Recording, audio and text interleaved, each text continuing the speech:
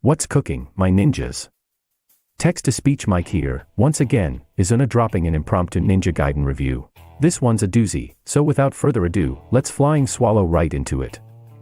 Ninja Gaiden 4 marks the unlikely collaboration between Team Ninja and Platinum Games, two Japanese powerhouses that helped define the modern action game genre. Team Ninja is known for crafting brutally challenging, hard but fair combat, built around precise spacing and methodical crowd control. Platinum Games, by contrast, specializes in fast-paced and fluid combat, emphasizing stylish combos and cinematic spectacle. On paper, this partnership sounds like a dream. In practice, however, their fundamentally different design philosophies prevent that ideal synergy from taking shape. As a result, Ninja Gaiden 4 leans heavily toward Platinum Games' signature style, introducing chaotic combat and over-the-top spectacle that often clashes with Team Ninja's more grounded, deliberate approach. The series' hallmark that focused on a tight toolkit, built on mastery and resource management, struggles to coexist with the new direction, leaving Ninja Gaiden 4 unable to fully capture the intensity and identity that once defined it. These opposing design identities ultimately work against each other, unable to realize the strengths of either studio. Ninja Gaiden 4 becomes a striking example of how two great but incompatible philosophies can collide rather than blend. Team Ninja's action game design, as seen throughout the Ninja Gaiden series, follows a consistent set of principles. Ninja Gaiden leans into precise, punishing combat. Players must commit to their attacks and stay mindful of recovery frames. Inputs demand discipline and timing, as even small mistakes are heavily punished due to the importance of proper spacing. Enemies are aggressive and relentless, often attacking in fast-moving groups. Encounters can quickly overwhelm the player, making survival dependent on methodical decision-making and short, but controlled attack strings. Platinum Games, however, sits almost at the opposite end of this spectrum, where player expression takes priority over strict precision. Platinum focuses on stylish combos with smooth animations, and accessible input strings that encourage constant flow. Execution still matters, but expression and rhythm are at the center of their combat systems. Platinum titles typically prioritize generous invincibility frames and low-commitment moves, supported by a lenient dodge-cancel system. Players are meant to feel agile, equipped with an array of acrobatic abilities that let them cancel and chain attacks freely. While dealing with highly aggressive enemies, the player is meant to feel as lethal and powerful as the enemies they're facing. Experimentation is heavily encouraged, stylish play is valued over strict optimization. Mixing weapon switching and improvisation, all feed into a combat style built around empowerment and spectacle. In contrast, Ninja Gaiden's design remains grounded, disciplined, and more realistic in its approach to melee combat. One of the core principles behind Ninja Gaiden's design is a less is more philosophy. The games provide players with a focused, fairly basic set of tools, with depth emerging from how those tools are used under pressure. This tight, minimal toolkit forces players to pay attention to spacing, commit carefully to attacks, and react to enemy behavior. Instead of juggling dozens of mechanics, players are tasked with mastering a small set, requiring a high level of situational awareness and game knowledge. This simplicity is part of the series' identity, improvisation and sharp, on-the-fly decision-making within a simple, disciplined rule set. Platinum Games, by contrast, offers players a wide array of options to respond to any situation, including multiple dodges, counters, cancels, weapon switches, and transformation states. This design emphasizes freedom and expression, though it can sometimes feel overwhelming, as many mechanics compete for attention. Platinum Games' philosophy celebrates variety and flexibility rather than mastery of a constrained moveset. This abundance of options clashes with Ninja Gaiden's design, which thrives on limitation and discipline. While Ninja Gaiden's combat emphasizes a controlled, deliberate toolkit, Platinum Games' approach depends on continually expanding the player's arsenal. In Ninja Gaiden 4, these two philosophies struggle to align without one undermining the other. Team Ninja's system emphasizes methodical combat and resource management through the essence mechanic. Players gather yellow orbs dropped upon defeating enemies, which fuel the next ultimate technique. Holding the heavy attack button consumes these orbs to trigger an instant charged move, granting Ryu invincibility frames and a flashy cutscene that functions both as crowd control and a brief respite from all the button mashing. Each orb acts as ammunition in a cyclical gameplay loop. Gather orbs to fuel ultimate techniques, which then generate more orbs. The goal in Ninja Gaiden is to master this small set of mechanics and use them strategically to survive. Success depends on precise timing, enemy awareness, and effective resource management. While obliteration and ultimate techniques are technically optional, they are crucial for replenishing health, maximizing scores, and maintaining the cycle of offense and defense. Platinum Games thrives on variety, freedom, and spectacle. Its combat is fluid, chaotic, and built around unpredictability. Players have a wide range of tools at their disposal, with an emphasis on flowing combos and weapon switching among other tight mechanics. This approach rewards raw offense and creative expression. Torture attack finishers in games like Bayonetta deal extra damage or grant additional weapons, but don't significantly aid survival, which is a testament to Platinum Games and how polished the base toolkit of the main playable character is. But when it comes to blending resource management to other more offensive gameplay mechanics, the closest resemblance with Ninja Gaiden comes from Metal Gear Rising, where the Zandatsu finisher restores health and resources, a similar in concept to Ninja Gaiden's Essence system, or the Steel on Bone mechanic in Razor's Edge, which replenishes HP and ki. To truly succeed, Ninja Gaiden 4 would have needed not only to merge these mechanics, but also to expand on them.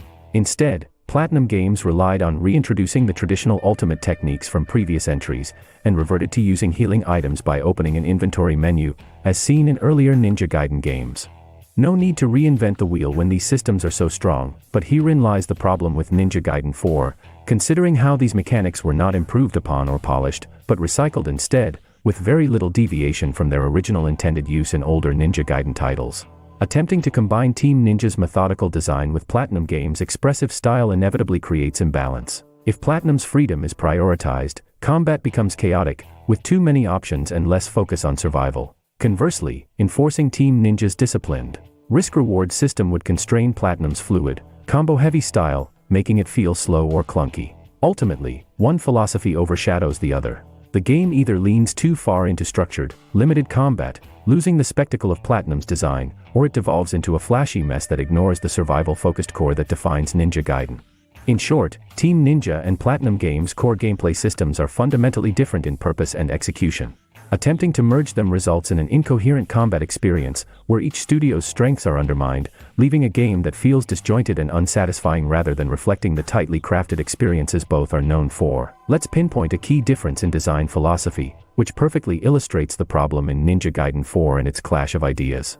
The no-hit bonus condition, which can be found in Devil May Cry by Capcom, and that has become one of Platinum Games' main staple when it comes to score ranking. Ninja Gaiden has always prioritized survival above all else. Barely making it out of a fight alive is expected, and taking damage is a natural part of the challenge. This is complemented by the Essence mechanic. Defeated enemies will sometimes drop healing orbs, allowing skilled players to mitigate damage by finishing foes and collecting these orbs. Players can also use healing items from the inventory, and purchasing more later at Muramasa's shop. Playing well without relying on healing rewards extra points for upgrading weapons, while taking damage and running out of consumables will shift priorities toward restocking, meaning maintaining survival allows for a more sloppy play style, but with now less karma points in the bank that could be used for weapon upgrades. By contrast, games like Bayonetta or Metal Gear Rising encourage players to avoid damage entirely, through scoring systems that reward a no damage taken bonus. With generous dodge cancel mechanics and low commitment moves, mistakes are expected to be avoided. Using items like a holy water in Devil May Cry 1, or healings like lollipops in Bayonetta, will negatively affect rankings, either preventing players from achieving pure Platinum and S ranks, or making it more difficult, due to how arbitrary the scoring system is. Having said that, Platinum Games has addressed this very issue in recent titles. Using items like rocket launchers, grenades, or nanopaste is now normal, and even encouraged in Metal Gear Rising or Astral Chain, all without negatively affecting rank. However, the underlying design still nudges players toward perfect play, a DNA element that remains central to Platinum Games' philosophy. Ninja Gaiden, on the other hand, has always embraced calculated risks and resource management, rather than flawless execution. Even Ninja Gaiden 3, Razor's Edge experimented with blending counters and health regeneration, through the Steel on Bone system, letting players finish enemies in one hit while regaining HP. And here's the crux of issue, in Ninja Gaiden 4, as Platinum Games introduces a no damage taken bonus for completing a level without getting hit, which directly is clashing with Team Ninja's survival-focused philosophy. This addition undermines the series' risk-reward loop, creating tension between calculated survival and chasing a bonus that was never part of Ninja Gaiden's core design. Now here we are. Team Ninja and Platinum Games joined forces to develop Ninja Gaiden 4, a bold new entry in the series after a long 13-year hiatus since Ninja Gaiden 3, a game that alienated both veterans and newcomers alike, and for good reason. If you want to understand why Ninja Gaiden 3 was so poorly received, and left such a mark on Team Ninja's reputation, I have created a Let's Play series comparing the original game to its extended and more polished Sigma version, Razor's Edge. In Razor's Edge, developers attempted to patch up the broken combat and flawed fundamentals of NG3, but the damage had already been done by then. That story is for another time, so I highly recommend you check out this Let's Play if you're so inclined. Ninja Gaiden was stuck in limbo for over a decade, as Team Ninja shifted its focus to a new golden goose, Nioh. In the meantime, the studio released spin-offs of varying quality and controversial reception, including Stranger of Paradise, Wolong, and Rise of Ronin, while largely neglecting Dead or Alive and Ryu Hayabusa from Ninja Gaiden, two main Koei Tecmo franchises that now feel like relics of the past, from a studio that is no longer the same.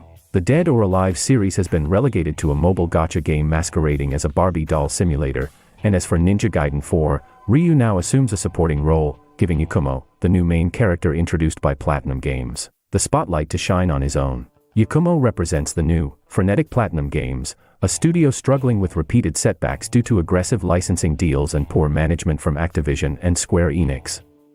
The departure of much of their core creative team over the years has undoubtedly hurt morale, leaving a lingering desire to prove to themselves and the industry that they still have what it takes. Meanwhile, Ryu embodies Team Ninja, a seasoned, battle-worn ninja dog, restrained by Koei Tecmo on a tight leash, yearning for recognition and respect for past achievements that have largely been forgotten. Let me be clear, Yakumo taking the spotlight in NG4 is not like the Metal Gear Solid 2 switcheroo, where Snake is replaced by Raiden, who is now under the wing of Snake acting as a mentor and seen as a legendary figure.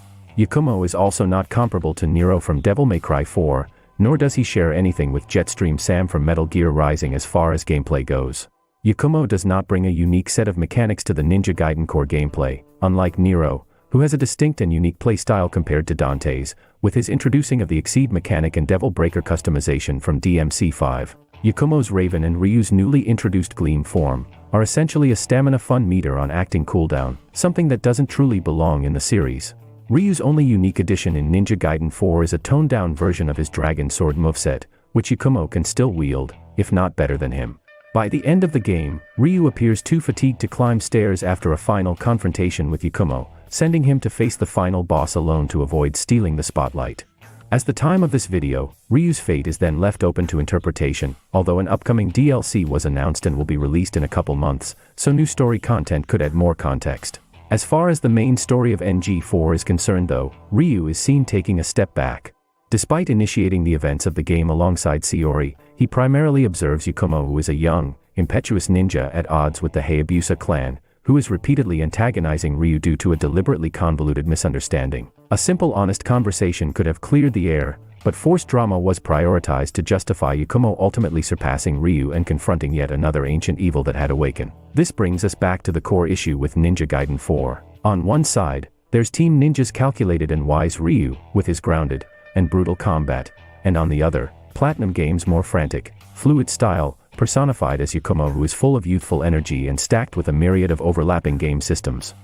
Team Ninja's less is more philosophy clashes directly with Platinum's style over substance approach. Having said that, one could argue that in regards to Platinum Games, style is the substance. The spectacle is front and center of those games, with style functioning not as a derogatory term, but as the very foundation of the game's intricate fighting mechanics. Back to Ninja Gaiden 4, the result is a game caught between two opposing design visions, struggling to establish a clear identity. The blend of mismatched philosophies creates a Frankenstein's monster of a game, one that fails to honor the strengths of either studio. On the surface, it still looks like Ninja Gaiden. Ryu Hayabusa is playable, and both he and Yakumo can perform iconic moves like the Izuna Drop and Flying Swallow. But a closer look reveals that NG4 is essentially Platinum Games' interpretation of the series, with Team Ninja's approval. It's a soft reboot by a different team, given creative freedom to reshape its core gameplay by injecting their own DNA, for better or worse. Ultimately, the final product, while still stylish, fails to capture the depth and challenge that defined Ninja Gaiden. At the same time, the spectacle-driven combat lacks the satisfying and controlled intensity seen in Platinum's earlier and best titles. The result is a disjointed experience that struggles to deliver on either front. And that pretty much sums up my thoughts on Ninja Gaiden 4, about how two different gameplay philosophies happen to clash with one another. I hope you enjoyed the review. Thanks for watching.